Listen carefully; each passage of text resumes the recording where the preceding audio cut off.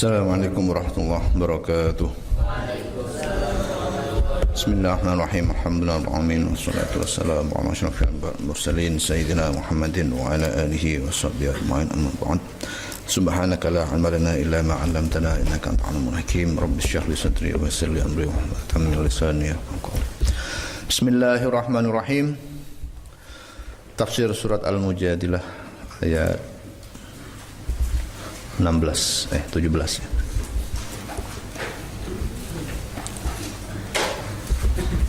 A'udzu billahi minasyaitonir rajim. Bismillahirrahmanirrahim.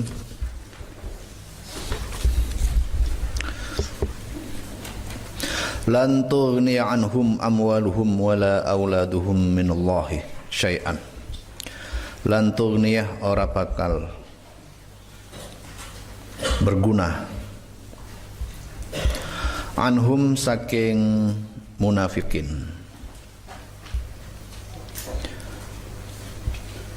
amwaluhum apa pira-pira artone munafikin wala auladuhum lan ora pira-pira anake munafikin minallahi saking Allah min azabihi saking siksane Allah syai'an ing suwici-wici minal ighnai saking manfaat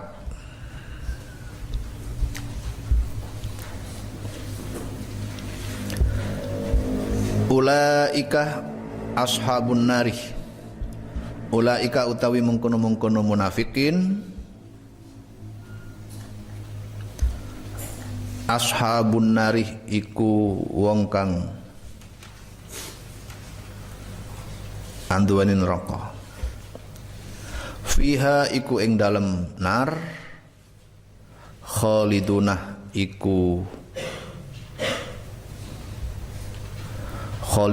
iku saklawase kabeh selamanya.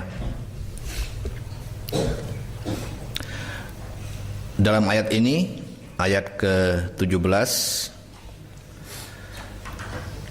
dijelaskan dua hal. Yang pertama bahwa secara tersurat dikatakan lan tughni anhum amwaluhum wala auladuhum. Nanti di akhirat harta-harta orang kafir dan harta orang munafik itu tidak ada gunanya. Wala auladuhum juga anak-anaknya orang munafik itu tidak akan membawa manfaat kepada mereka. Kenapa kok disebut anak di sini? Ya karena anak itu bagi orang muslim itu membawa manfaat, mendoakan kepada orang tuanya. Di dalam sebuah hadis dikatakan idza mata banu adamah in qata'ah amaluhu illa min thalathin. Ketika seorang manusia itu mati, maka segala amalnya putus kecuali tiga hal. Shadaqatin jariyatin, sedekah jariah. Kita menyumbang masjid, menyumbang pondok, itu nanti pahalanya dibawa mati. Walaupun kita mati, tapi selagi pondoknya dipakai, masjidnya dipakai, maka kita selalu dapat kiriman pahala. Aw ilmin yuntafa'u bihi, atau ilmu yang bermanfaat. Kalian cari ilmu di pondok, kemudian kalian dengan ilmu itu berubah dari dulunya orang yang tidak taat kepada agama kemudian menjadi taat kepada agama. Itu namanya ilmu manfaat. Apalagi kalau kalian kemudian mengajar, mempunyai murid yang taat, maka muridnya itu juga akan mengirimkan pahala kepada kalian. Yang ketiga, awwaladin solihin yad'ulahu. Punya anak yang soleh yang selalu mendoakan kepada orang tuanya. Maka doa anak soleh itu sampai. Makanya itu salah satu alasan kenapa di kalangan NU setiap ada orang meninggal kemudian dibacakan tahlil. 1 hari sampai 7 hari, 40 hari, 100 hari. Itu nggak ada hadisnya. Secara khusus harus membaca tahlilan selama 7 hari, 40 hari, 100 hari, nggak ada dalilnya. Tapi ada dalilnya yang berkaitan dengan anak mendoakan bapaknya. Itu tadi, awwaladin solihin yad'u lahu.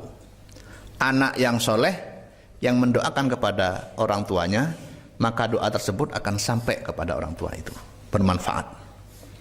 Nah, jadi tahlilan yang dilakukan oleh anak si mayit yang dibantu oleh tetangga-tetangga sebelah itu bukan tahlilan, bukan doa yang sia-sia. Itu langsung disebut oleh Rasulullah di dalam hadis tadi. Awwaladin solihin yad'u lahu. Seorang anak yang mendoakan bapaknya dan ibunya, maka doa tersebut akan sampai kepada orang tuanya. Dan kalau kebetulan orang tuanya termasuk orang tua yang punya dosa, maka pahala yang dikirim itu akan mengurangi dosa itu, atau mungkin malah akan menghapus dosa yang ada pada orang tuanya. Nah, akan tetapi kata Allah, bagi orang munafik, maka keberadaan anak-anak mereka tidak ada manfaatnya. Wala auladuhum minallahi syai'an. Dan orang kafir, orang munafik itu walaupun dikirimi doa oleh anaknya, itu nggak nyampe ke kuburan, nggak sampai. Itu yang disebut di sini wala auladuhum minallahi syai'an.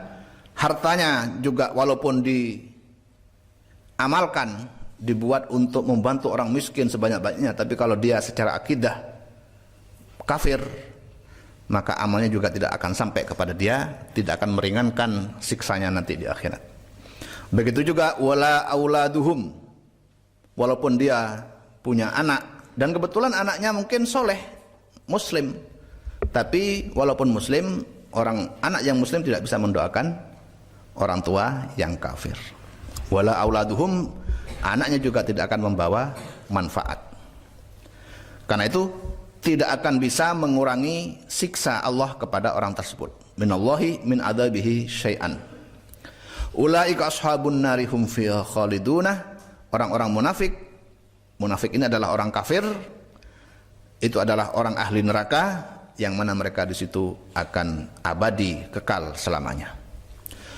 Udzkur yauma yab'atsuhumullahu jami'an. Udzkur nutura sira Muhammad yauma yab'atsuhum, nalikane bangkitakan nalikane bangkitakan hum ing wong akeh, Allahu sapa Allah jami'an ing sekabehane, fayahlifuna lahu, maka sumpah sapa wong akeh, ulaik ini ya. Udhkur nutura sira Muhammad yauma yub'atsuhum, ing dalam dina yub'atsuhum nangiaken atau membangkitkan, hum ing ulaik, Allahu sapa Allah jami'an ing sekabehane, fayahlifuna lahu, fayahlifuna maka sumpah sapa ulaik. Ulaik ini berarti orang munafik tadi, lahu maring Allah, annahum satuhune ulaik mukminuna iku pira-pira wong mukmin. Ketika orang munafik ini nanti di akhirat, yaitu setelah hari kiamat, bersumpah, mereka menyadari kesalahannya, kemudian mereka bersumpah bahwa mereka itu adalah seorang mukmin. Kama yahlifuna lakum, kaya oleh sumpah sapa ulaik lakum maring sira kabeh, wayah sabuna, lan nyono sapa ulaik annahum satune ulaik ala syai'in ing atase suwi-wici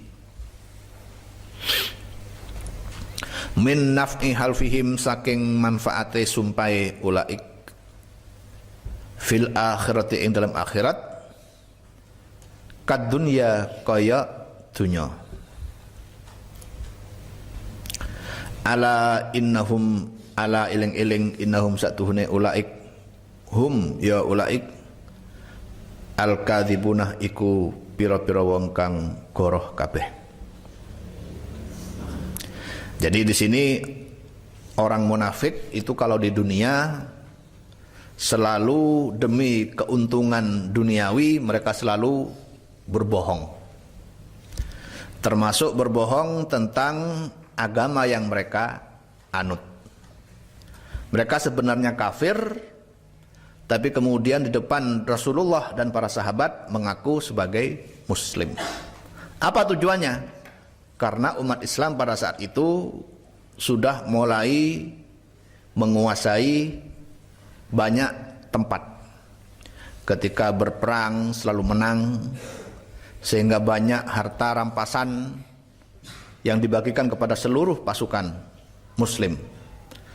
Maka mereka melihat itu sebuah peluang bisnis, sehingga mereka masuk Islam. Tapi masuk Islamnya mereka bukan karena yakin atas kebenaran Islam, tetapi hanya untuk mendapatkan keuntungan pribadi. Nah, ketika mereka sudah meninggal di akhirat kelak, mereka juga merasa bahwa berbohong itu akan dapat menipu Tuhan. Sehingga mereka ketika ditanya oleh malaikat tentang agamanya, mereka yang mengaku sebagai muslim, padahal sebenarnya mereka tidak. Nah, tetapi di akhirat itu berbeda dengan pengadilan dunia. Di akhirat itu isi hati yang sebenarnya itu akan keluar. Di sebagian hadis dikatakan bahwa tangan, kaki, anggota tubuh akan berbicara atas perbuatan yang telah dilakukan di dunia pada zaman dulunya. Ala innahum humul kadzibuna, ingat-ingatlah bahwa mereka orang munafik, pengakuan-pengakuan mereka itu adalah bohong. Istahwadah alaihimus syaitanu. Mengapa orang munafik kok tidak mau percaya kepada Islam, tidak mau iman kepada Nabi Muhammad? Padahal Muhammad si pembawa risalah kenabian itu sejak kecil sampai dewasa sudah dikenal sebagai orang yang al-amin, orang yang dipercaya, orang yang punya reputasi baik dan punya integritas yang tinggi. Itu kenapa tetap tidak mau beriman?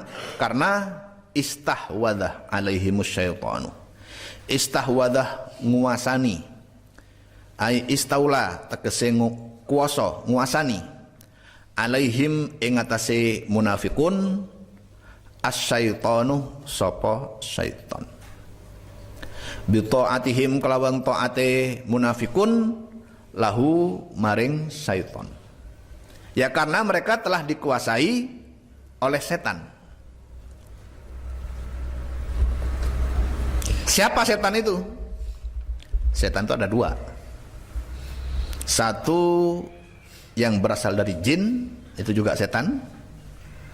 Yang kedua yang berasal dari manusia, setan juga. Jadi manusia yang mengajak pada keburukan termasuk setan. Jin juga yang mengajak kepada keburukan juga setan. Kalau di surat An-Nas itu dikatakan bahwa setan yang membuat was-was kepada diri manusia itu adalah minal jinnati wan nas, jin dan manusia.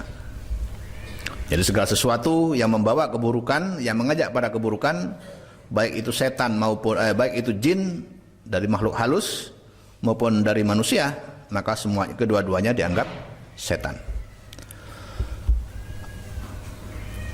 Istahwada alaihimus syaitanu bi ta'atihim lahu. Setan telah menguasai mereka sehingga mereka selalu taat hanya kepada setan, bukan kepada Allah.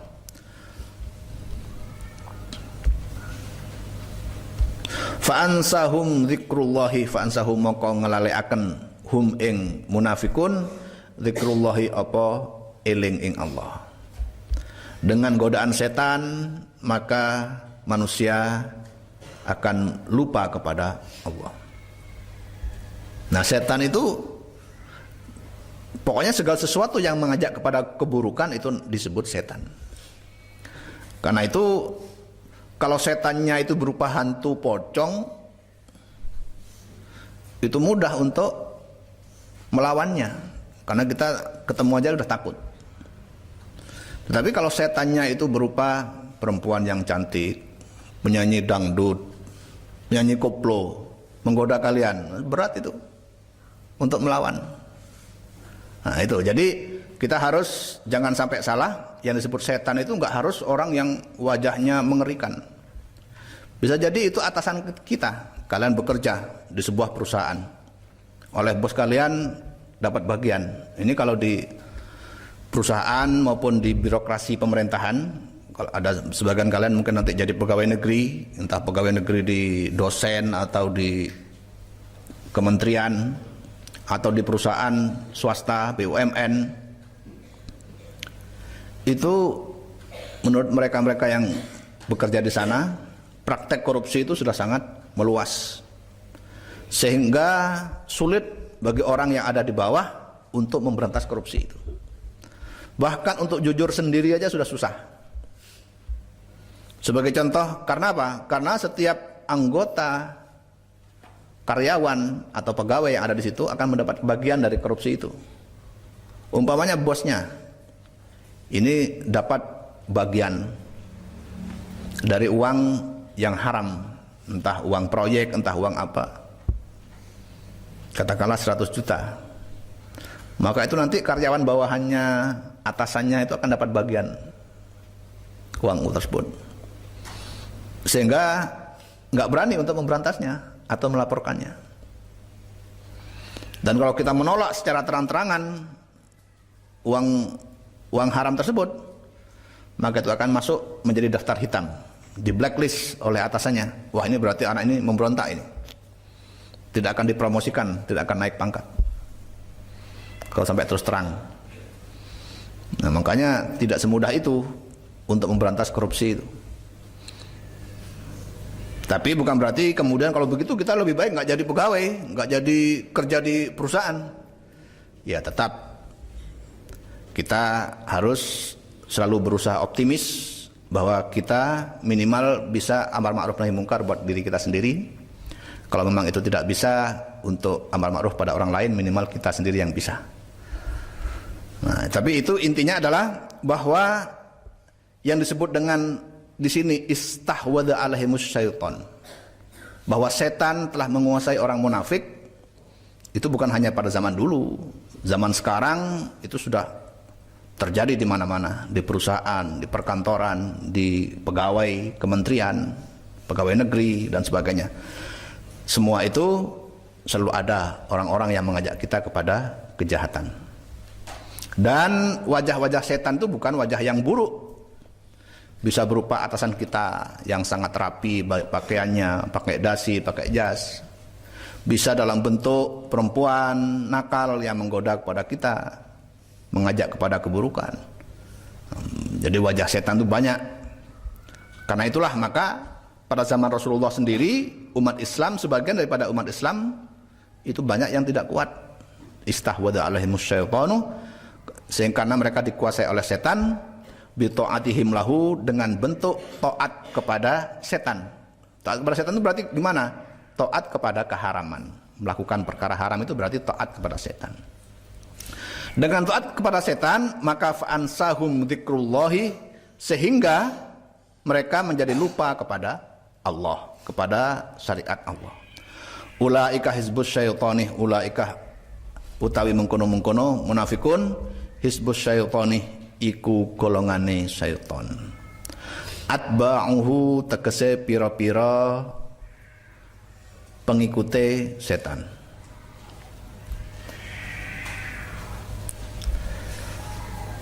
Siapa itu? Ada siapa? Ada Rijal ya di situ. Coba kucingnya itu dijauhkan. Ada Rijal.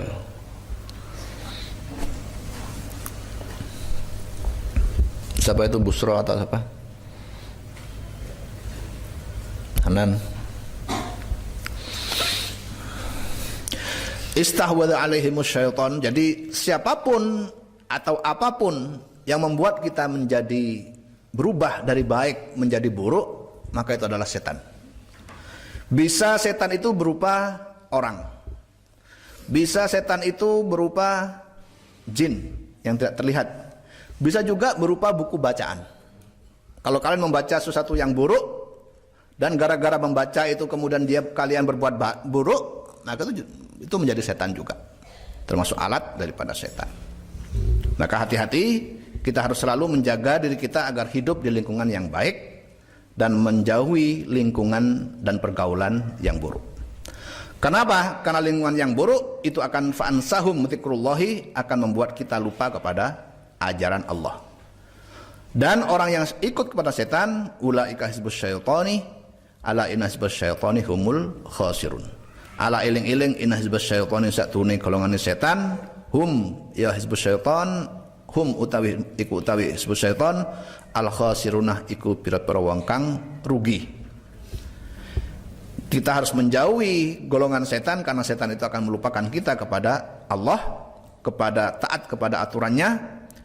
Dan ingatlah hizbus syaitan humul khasirun, bahwasanya golongan setan itu adalah golongan orang-orang yang rugi.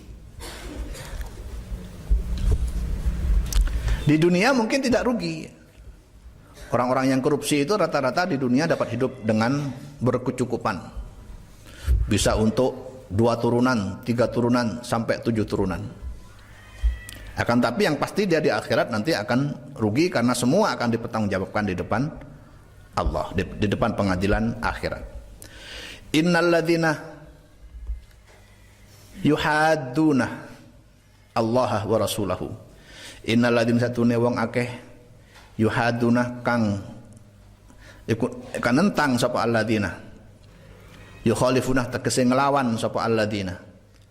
Allah ing Allah wa rasulahu lan utusane Allah.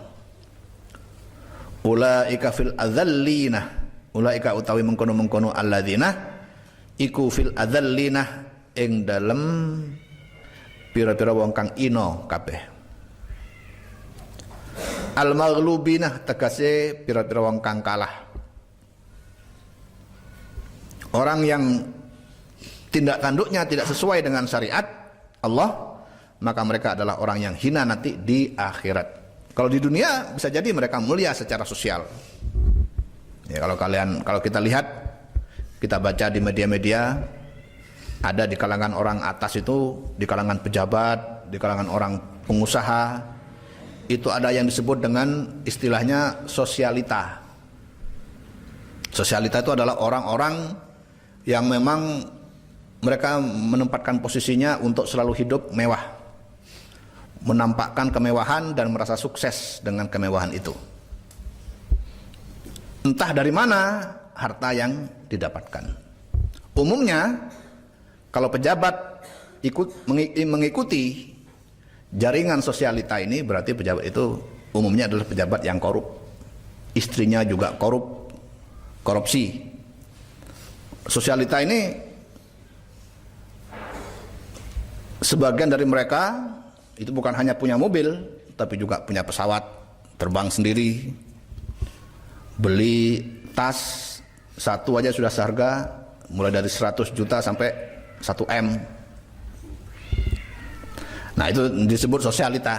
Nah, golongan-golongan ini termasuk golongan yang memposisikan dirinya menilai kesuksesan itu dari kemewahan itu. Yang itu termasuk daripada orang-orang yang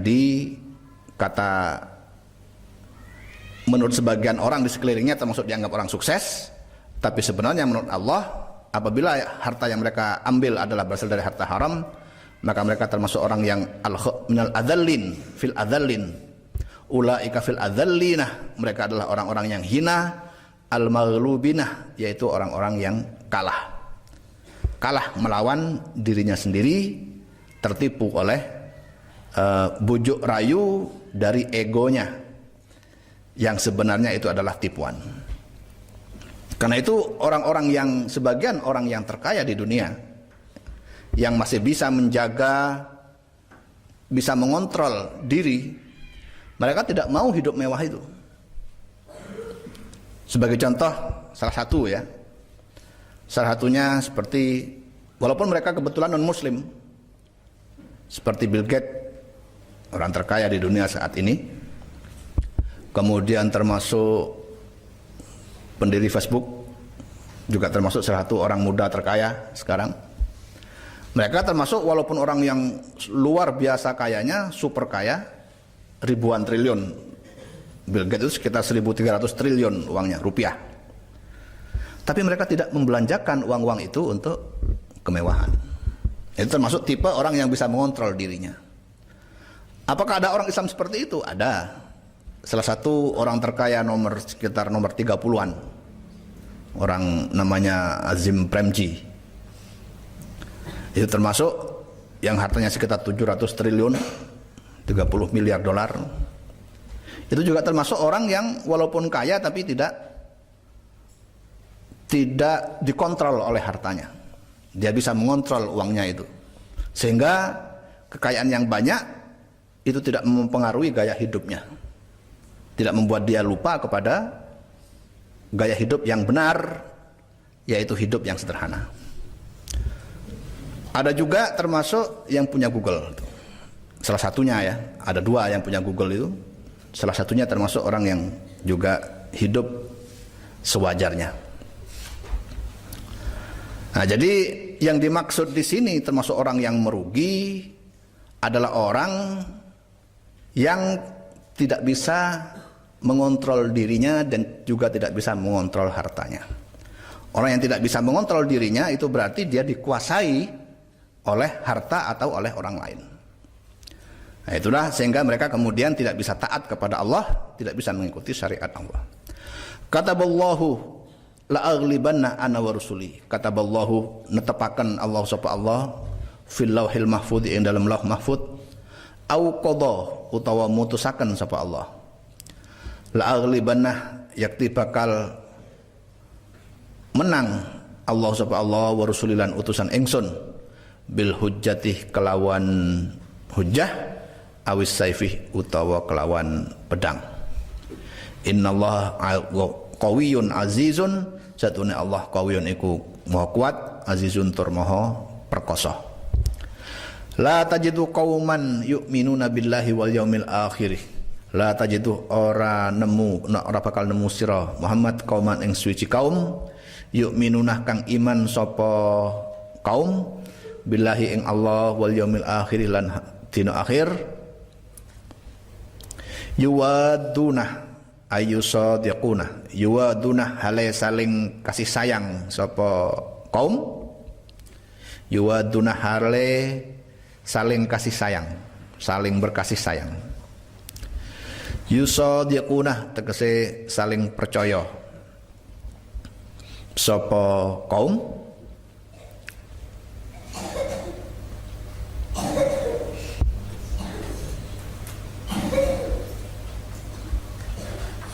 man ing wong hadah kang nentang sapa man Allah ing Allah wa rasulahu lan utusane Allah. Walau kanu senajan ana ail muhadunah sapa pira-pira wong kang nentang ahum iku pira-pira bapake al mukminina pira-pira wong mukmin. Au abna ahum utawa pira-pira anak lanange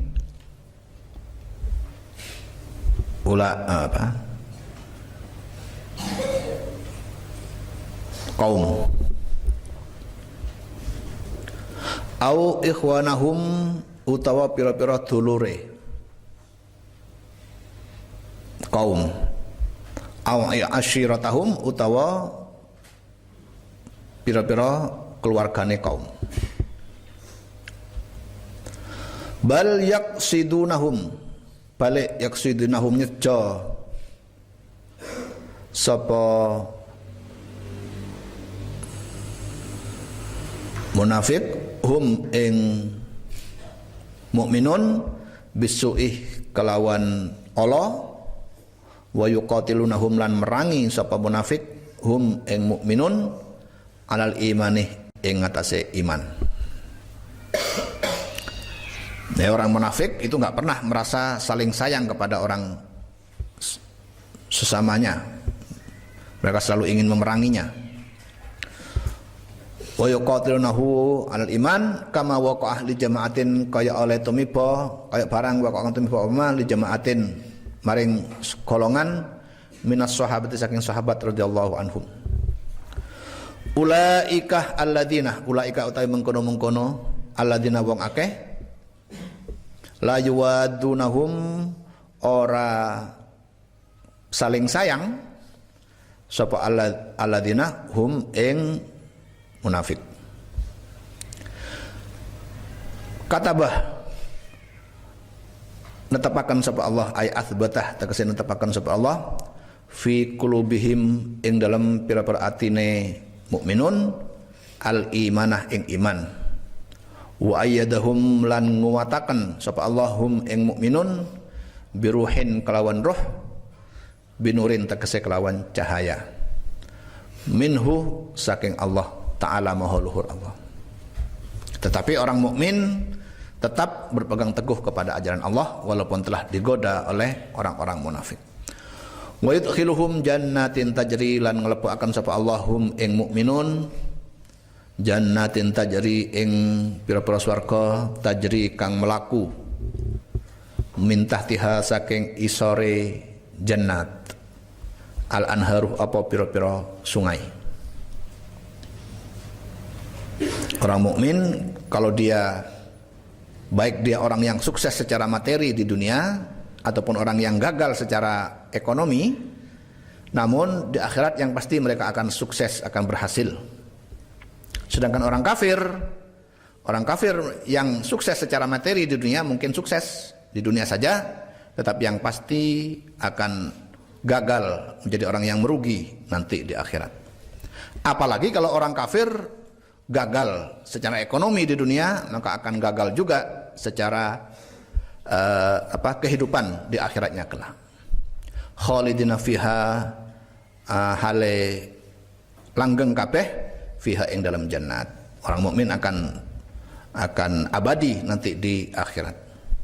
Radhiyallahu anhum, muka-muka ngridhoi sapa Allah anhum saking radhiyallahu ridha Allah sapa Allah anhum saking mukminin bi taatihi kelawan taat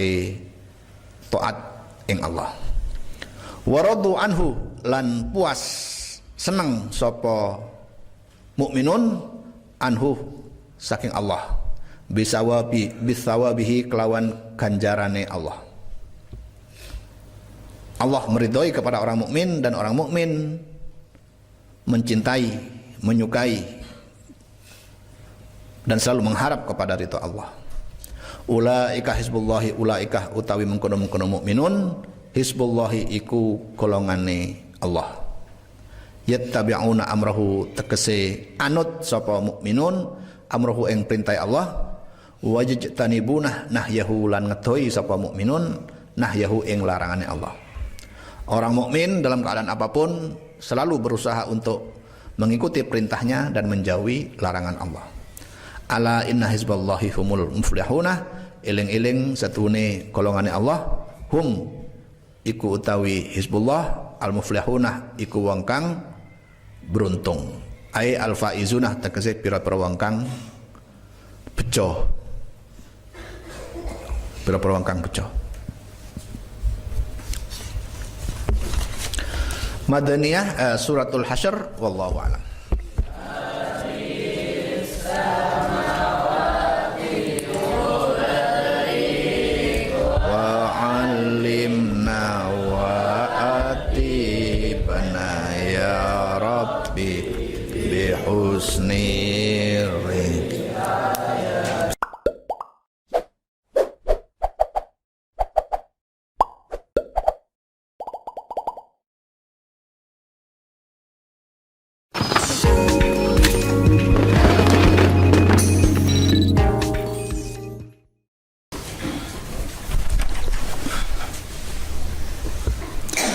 Assalamualaikum warahmatullahi wabarakatuh. Bismillahirrahmanirrahim. Alhamdulillahirabbil wassalatu wassalamu ala asyrofil mursalin sayyidina Muhammadin wa ala alihi wa sahbihi ajma'in. Amma ba'd. Subhanaka la ilma lana illa ma 'allamtana innaka antal alimul hakim. Rabbi shrah li sadri wa yassir li amri wa tammil lisani yafqahu qawli. Bismillahirrahmanirrahim. Tafsir surat Al-Hasyr ayat 5. A'udzubillahi minasyaitonir rajim. Bismillahirrahmanirrahim. Ma qata'tum min linatin aw taraktumuha qa'imatan Ma taraktum utawi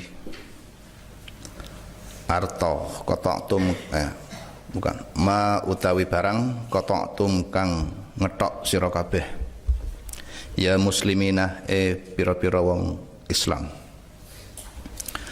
min linatin saking wit kurma nakhlatin tegese kurma wit kurma au taraktumuha utawi ninggal sira kabeh ha ing linah qaimatan hale ngadeg atau hale tetep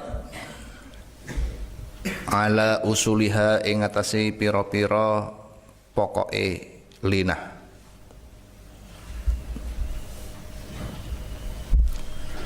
ai tegese khayyarakum fi dzalika khayyarakum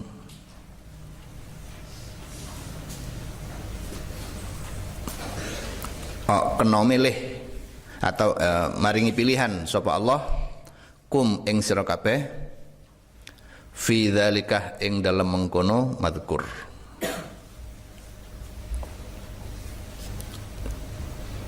artinya ma qata'tum min linatin pohon kurma itu baik dia berbuah atau tidak berbuah menurut syariat Islam boleh dipotong.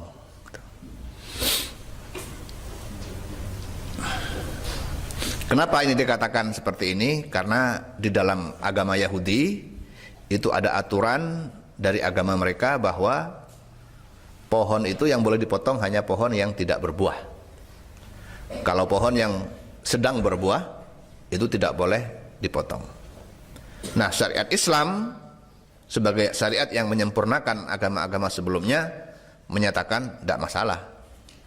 Ma qata'tum min linatin aw taraktumuha, pohon kurma itu boleh dipotong atau dibiarkan tetap berdiri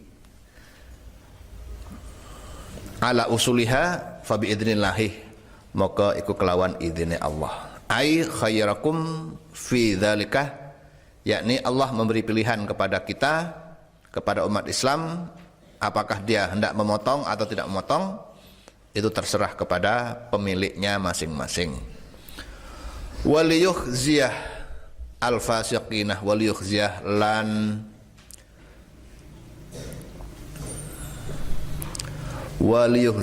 lan krana ngino sapa Allah bil iznih kelawan maringi izin fil qat'ih ing dalem ngetok kayu.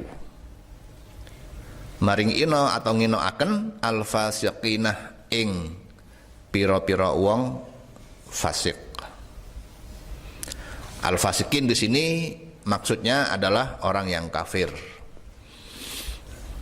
Jadi makna fasik itu ada dua di dalam Al-Qur'an. Ada maksudnya fasik, al-fasikun adalah orang kafir atau orang musyrik. Makna yang kedua adalah fasik itu orang Islam yang melakukan dosa besar atau melakukan dosa kecil secara terus-menerus. Al-Yahudah tegese wong Yahudi fi i'tiradihim ing dalam menentangi Yahudi bi anna qat asy-syajarih kelawan satuhune ngetok kayu al-muthmirih kang berbuah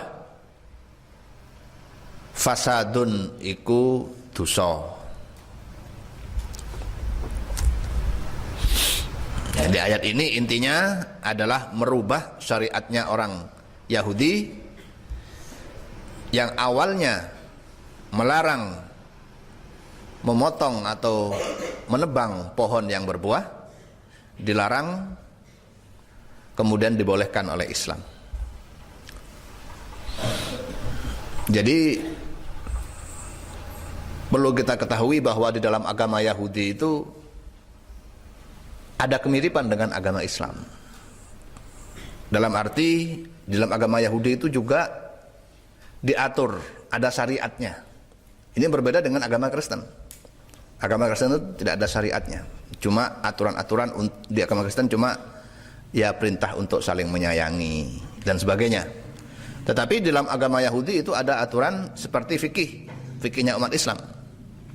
Dan ada beberapa aturan di dalam syariatnya orang Yahudi itu yang mirip dengan syariatnya umat Islam.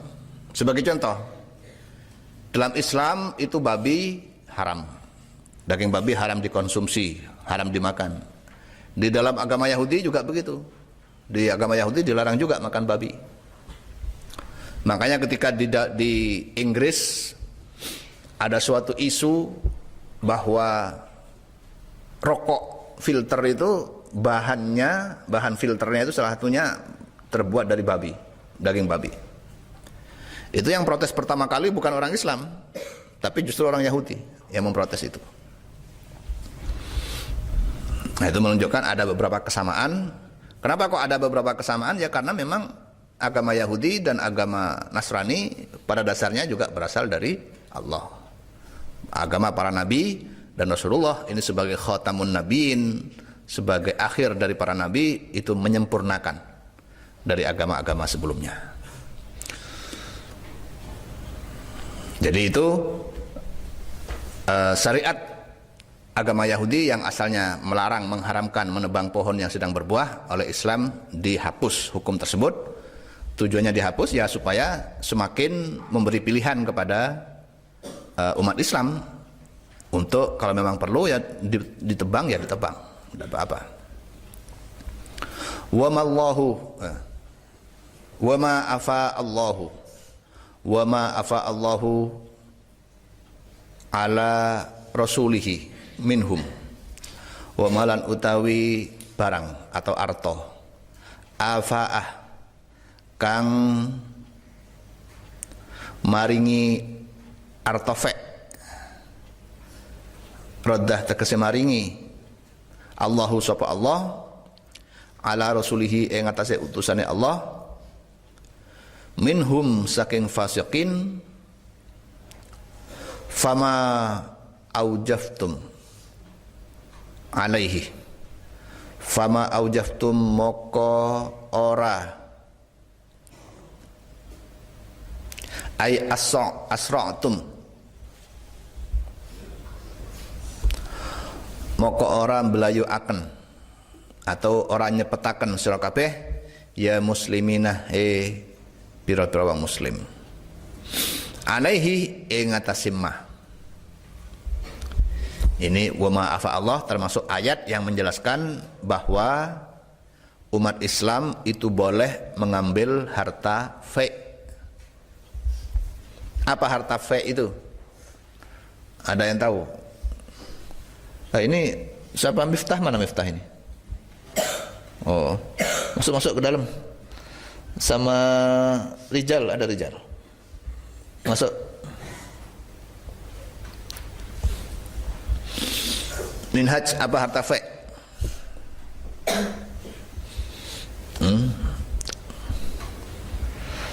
Harta fai itu adalah harta yang berasal dari semacam harta rampasan dari orang kafir. Nah, ini ulama berbeda pendapat. Ada yang menyatakan harta fai itu harta rampasan dari orang kafir karena orang kafirnya kalah dalam perang. Jadi mirip dengan ghanimah. Masuk aja ke dalam, masuk ini masuk kosong. Hanan, terus sana.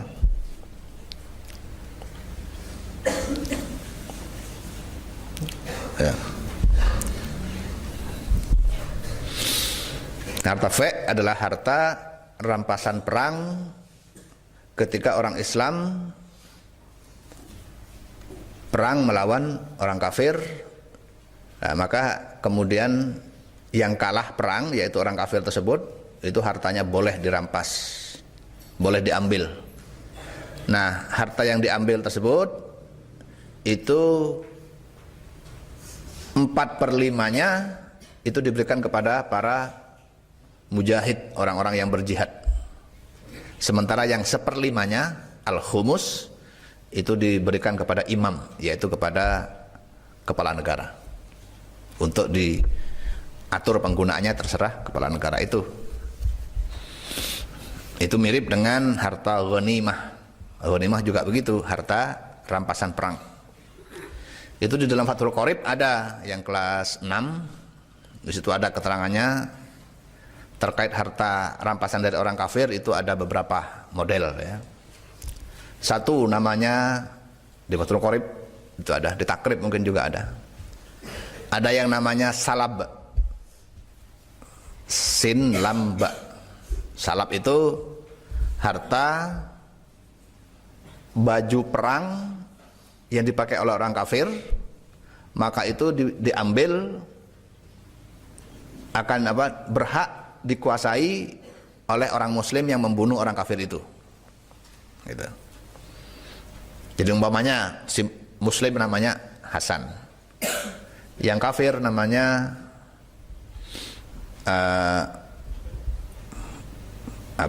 Michael.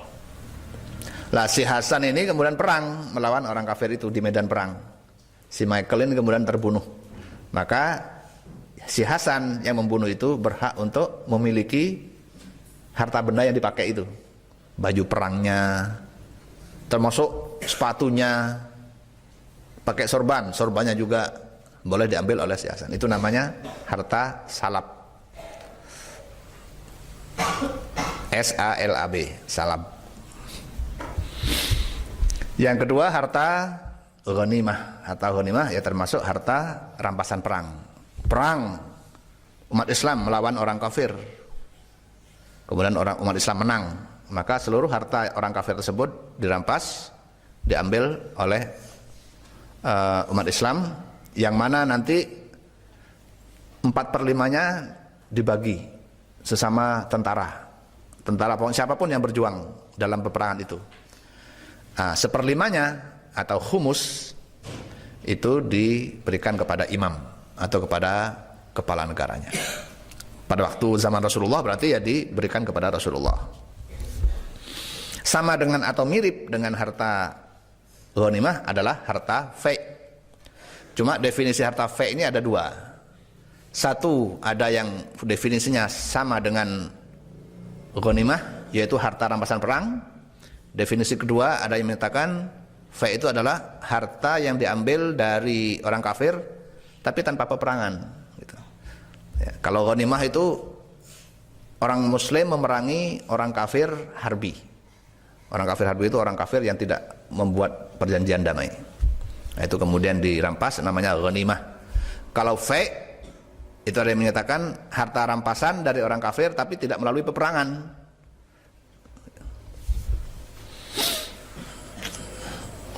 Kemudian yang kelima, yang keempat ya, jizyah. Nah, jizyah itu adalah harta yang berasal dari orang kafir, yang kafirnya itu kafir zimmi. Jadi kafir itu ada dua ya. Ada kafir harbi, ada kafir zimmi. Kafir harbi adalah orang kafir yang tidak melakukan perjanjian damai dengan orang Islam. Nah, mereka itu namanya kafir harbi. Yang kafir zimmi sebaliknya, kafir yang melakukan perjanjian damai dengan Islam. Nah, orang yang kafir zimmi ini dikenakan pajak sebagai bentuk perdamaian, maka orang kafir zimmi itu harus membayar pajak, entah setiap tahun entah apa, kepada umat Islam. Lah, pajak dari non muslim yang kafir zimmi itu disebut dengan jizyah.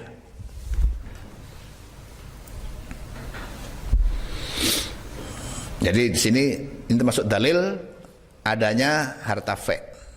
Nah, ada sebagian kalangan radikal di Indonesia yang kemudian ada beberapa tahun yang lalu itu melakukan perampokan bank di hotel di bank kalau nggak salah CNBC di Medan.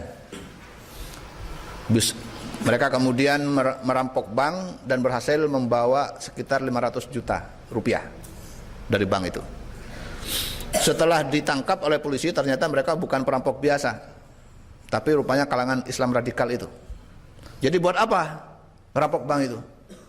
Mereka menganggap bank yang harta di bank yang milik orang kafir itu dianggap sebagai harta fake ini.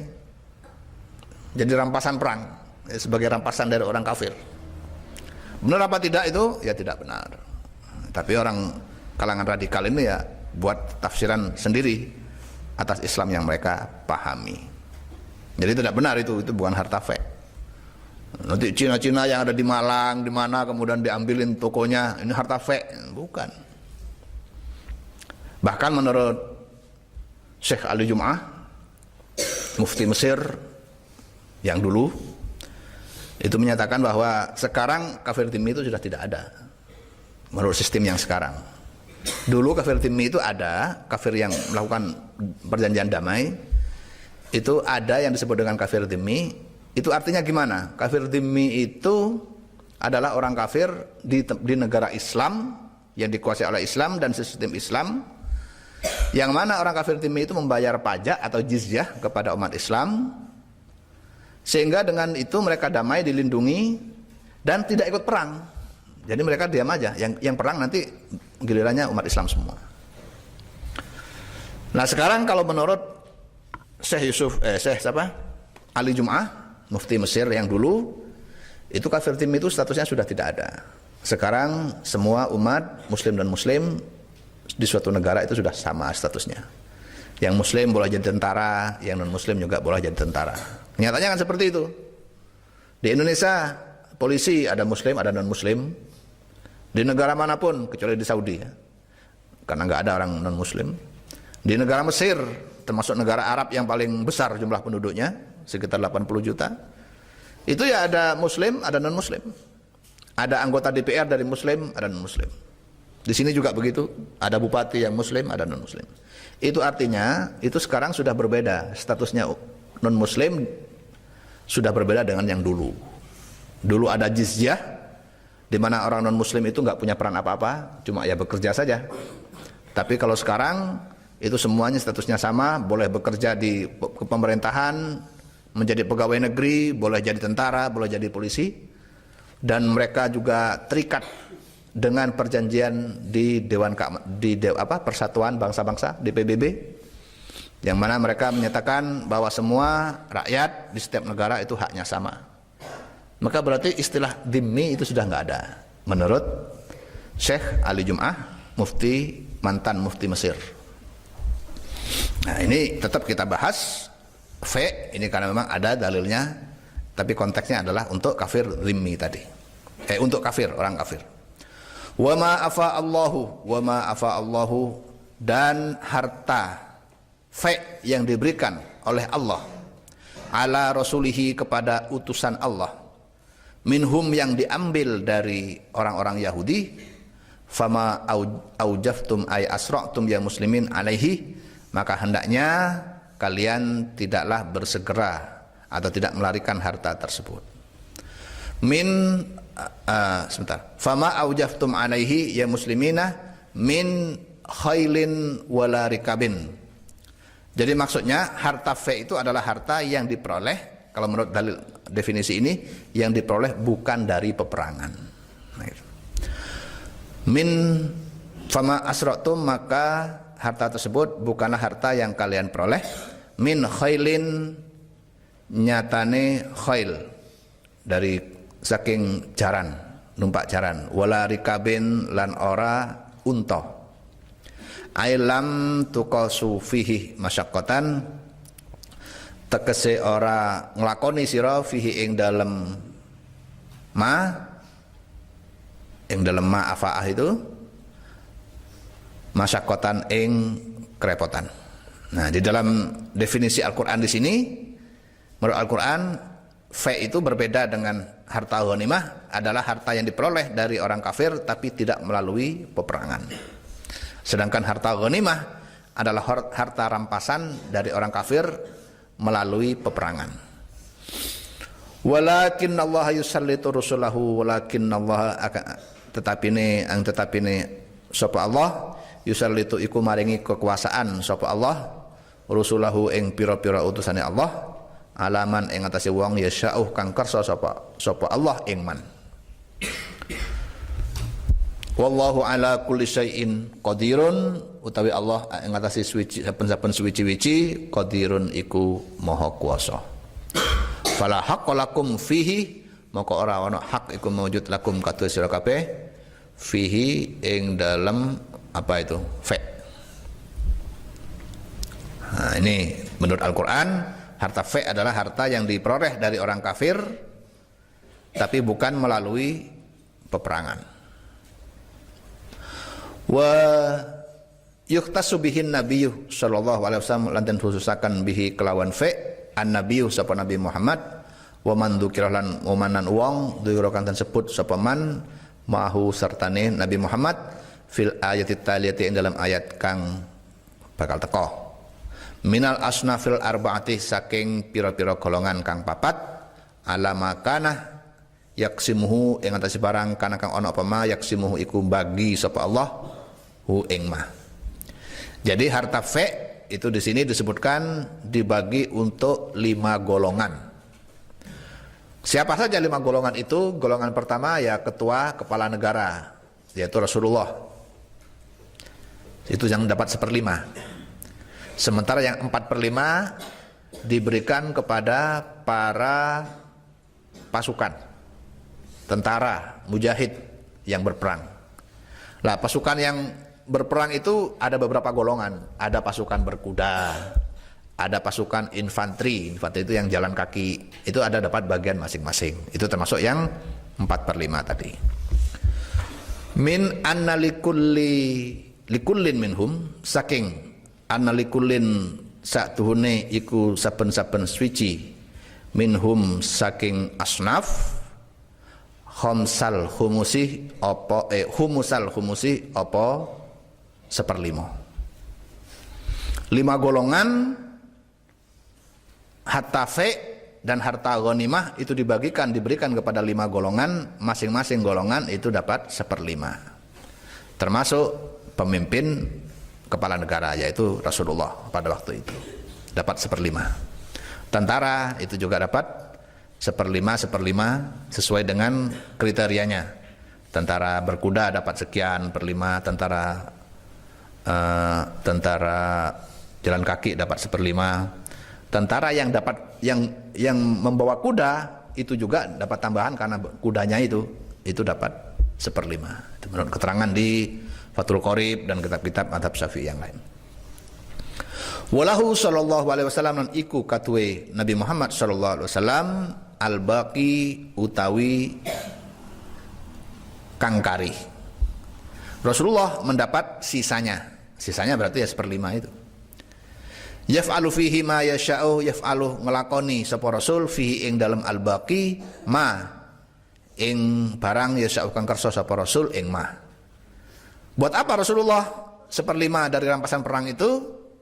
Ya dibagikan lagi Rasulullah. Sebenarnya Rasulullah berhak untuk mengambil untuk pribadinya harta yang 1/5 tadi. Tetapi Rasulullah tidak melakukan itu. Yang 1/5 itu biasanya langsung dibagi-bagikan kepada para mujahid sampai habis. Sehingga Rasulullah itu walaupun punya kesempatan untuk menjadi orang yang super kaya raya karena selalu memenangi perang dan mendapat 1/5 dari harta rampasan, tapi tetap beliau jadi orang yang miskin, sangat miskin pada zaman akhir kerasulan beliau. Di dalam Ibnu Katsir dijelaskan bahwa Rasulullah itu diberi pilihan oleh Allah untuk menjadi seorang rasul yang kaya raya seperti Nabi Sulaiman, atau menjadi rasul yang miskin. Beliau memilih yang kedua, menjadi orang yang miskin. Fa'ata minhu al-muhajirinah wa salasatan minal ansari, fa'ata maka maringi sapa Nabi minhu saking al-baqi al-muhajirinah ing pira-pira wong muhajir, orang yang hijrah dari Mekah ke Madinah, wa salasatan lan ing wong telu minal ansari saking sahabat Ansor. Li fakrihim krono fakire muhajir lan ansor. Ma afa Allahu ala rasulihi utawi ma utawi barang afaah kang maringi artofe Allah subhanahu ala rasulihi ing atase utusane Allah min ahlil qura saking artone penduduk desa. Harta fe yang diberikan oleh Allah kepada Rasulnya atas harta yang dimiliki oleh ahlul qura, penduduk desa. Kasofroi kaya desa Sofro, nama tempat. Wa wadil qura lan wadil qura wa yambu'in lan yambu' nama tempat juga. Falillahi war rasulih maka iku katuwi Allah ai bi amrin fihi ma yasha apa ini ya'muru fihi tegese merintah sapa Allah fihi ing dalem ma ing barang yasha kang kersa sapa Allah ing ma walir rasulih lan katwe rasul walidil qurba lan katwe kang anduweni kerabat ai sahibil qurba korobatin nabi tegese kerabate nabi mim bani hasyimin nyatan saking bani hasyim wa bani al-muttalibih lan bani al-muttalib. Bani Hasyim ini keluarga nabi yang dari Bani Hasyim itu sekarang yang menguasai Yordania. Kerajaan Yordania itu sekarang yang menjadi berupa kerajaan yang menjadi rajanya adalah Raja Abdullah bin Husain Al-Hashimi. Namanya kerajaannya juga Al-Mamlakatul Urduniyah Al-Hashimiyah. Berarti termasuk keturunan dari Rasulullah, termasuk dari keturunan min Bani Hashim. Wal yatama lan pira-pira anak yatim. Atfalil musliminah tegese pira-pira anak cilike pira-pira wong Islam alladzina wong akeh helakat kang mati abauhum sapa pira-pira bapake yatama wa hum hale utawi yatama fuqara'uh iku pira-pira wong fakir. Jadi harta fe tadi diberikan kepada siapa? Kepada Allah dan Rasulnya, kepada kerabatnya Rasulullah, Bani Hasyim, Bani Muttalib, kepada anak yatim. Wal masakinih lan pira-pira miskin, dzawil hajatih kang anduweni kebutuhan, minal muslimina saking pira-pira wong muslim. Wabnis sabilih lan musafir. Orang musafir juga berhak untuk mendapatkan. Rasulullah biasanya memberikan kepada orang musafir harta fe itu.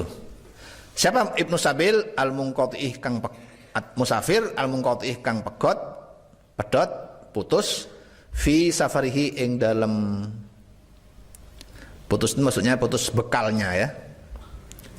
Al-munqati'ih kang putus bekale fi safarihi ing dalam perjalanane Ibnu Sabil minal musliminah nyatane saking pira-pira wong muslim ai yastahiquhu an-nabiy sallallahu alaihi wasallam yastahiquhu hai hu ing ma an-nabiy sapa Nabi Muhammad sallallahu alaihi wasallam wal asnaful arba'atuh lan pira-pira golongan al arba'atu kang papat alama kana yaksimuhu ing atase barang kana kang ana sapa Allah yaksimuhu iku bagi sapa Allahu ing ma min anna likullin saking satuhune iku kaduwe saben-saben siji minal arba'ati saking papat humusal humusi apa 1/5 walahu al-baqi lan iku kaduwe nabi al-baqi utawi kang kari kaila yakunah dulatan kaila yakunah supaya ora ono ai kai itu bimakna lam lafat kai iku bimakna lam supaya Wa an muqaddaratan ba'daha atau wa an muqaddaratun wa an utawi an muqaddaratun ikutan kira-kira ba'daha sakwise lam. Kaila yakuna supaya ora ana al-fai'u apa artefe illatan iku dadi illat apa ini likismihi ya pakai lam ya likismihi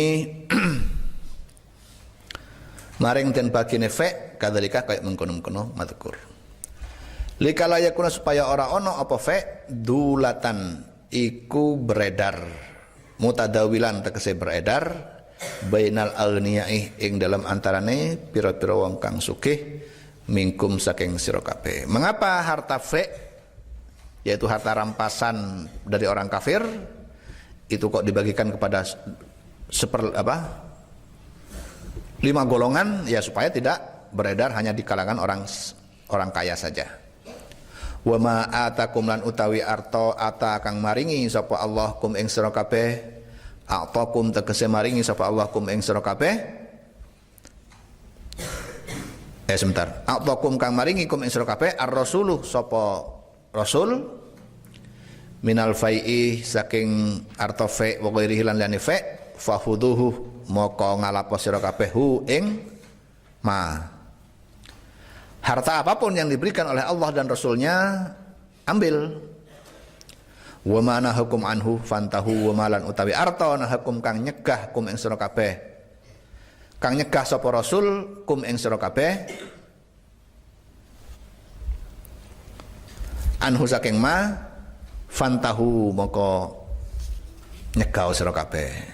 Wattaqullaha lan wedya sapa sira kabeh ing Allah innallaha syadidul iqabi satune Allah iku syadidul iqabi zat kang sangat nyiksani. Lil fuqara'i wallahu a'lam. Samawatin uladari wa 'allimna wa adibana ya rabbi bi husni